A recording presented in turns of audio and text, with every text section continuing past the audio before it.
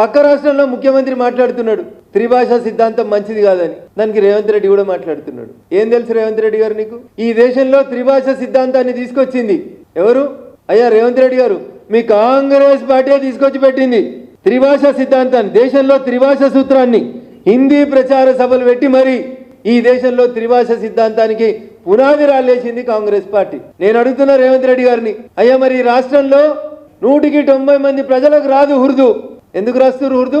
ఎవరిని అడిగి రాస్తుండ్రు ఉర్దూను? ఎందుకు తెలుగు ప్రజల మీద బలవంతంగా రుద్దుతుండ్రు?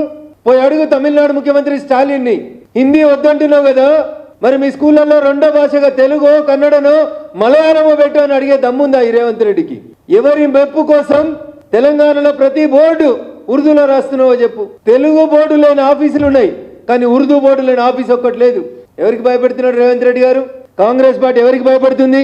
ఇతర భాషల్ని ప్రజల మీద రుద్దుతే బాగుండదని చెప్తున్నారు రేవంత్ రెడ్డి. మరి ఉర్దూ రుద్దుతలేరా? మా మీడియా మిత్రులకు ఎవరికైనా ఉర్దూ వస్తుందా? ఏ తెలుగు పేపర్లో పనిచేసే జర్నలిస్ట్ మిత్రుడు అన్న ఉర్దూ మాట్లాడగలుగుతాడా? ఎందుకు మరి హైదరాబాద్లో బోర్డులు అన్నింటి మీద ఉర్దూ రాస్తుండ్రు? ఇది మాట్లాడే కంటే ముందు ఆలోచించుకోవాలి. ఇంకా దుర్మార్గం రేవంత్ రెడ్డి గారిది ఎంత దిగజారిపోయారంటే, అసెంబ్లీలో అడుగుతాడు ముఖ్యమంత్రి, అగర్ ఓవైసీ సాబ్ పర్మిషన్ దియేతో మై తెలుగు మే బాత్ కర్తే అంటాడు. సిగ్గుండాలే రేవంత్ రెడ్డి నీ భాషలో చెప్పాలంటే. ఈ రాష్ట్ర ప్రజల భాష తెలుగు.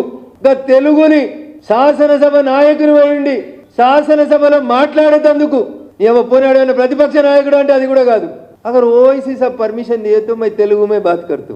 ఏంది ముఖ్యమంత్రికి ఇంకొకరు పర్మిషన్ ఇవ్వాలా? ఇదా నీ పరిపాలన? దీనికోసమైనా కాంగ్రెస్ కి ప్రజలు ఓట్లేసింది. ఈయన త్రిభాషా సిద్ధాంతాన్ని వ్యతిరేకిస్తాం. ఎన్ని భాషలు కావాలి రేవంత్ రెడ్డి గారు నీకు? ఏ భాష సిద్ధాంతాన్ని కట్టుబడింది కాంగ్రెస్ పార్టీ?